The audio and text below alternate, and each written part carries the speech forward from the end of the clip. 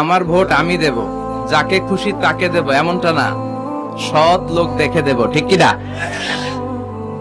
আমার ভোট আমি দেব, ইসলাম প্রিয় লোক দেখে দেব, যারা ইসলামের পক্ষে থাকে, যারা জনগণের বন্ধু, যারা দেশের টাকা বিদেশে পাচার করে না, যারা এক কলমের খোঁচা মেরে কোটি টাকা উধাও করে দেয় না, যারা আমরা বন্যায় কষ্ট পেলে আমাদেরকে দেখতে আসে, এরকম নেতার দরকার আছে না নাই?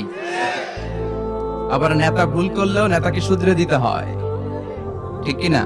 আমরা বিএনপি বুঝি না, আওয়ামী লীগ বুঝি না, জাতীয় পার্টি বুঝি না, জামাত ইসলাম বুঝি না, ঐক্যফ্রন্ট বুঝি না, কিচ্ছু বুঝি না।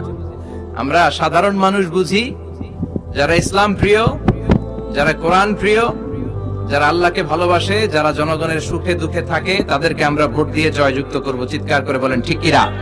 কিন্তু ভোট চুরি করা যাবে না, যাবে?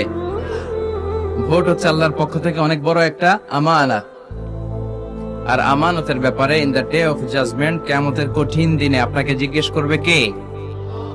কুল্লুকুম রাইন ওয়া কুল্লুকুম মাসউলুন আন রাইয়াতিহি। তোমরা প্রত্যেকে দায়িত্বশীল, আর তোমাদের প্রত্যেকের দায়িত্বের ব্যাপারে জিজ্ঞেস করা হবে। চিৎকার করে বলেন ঠিক কিনা?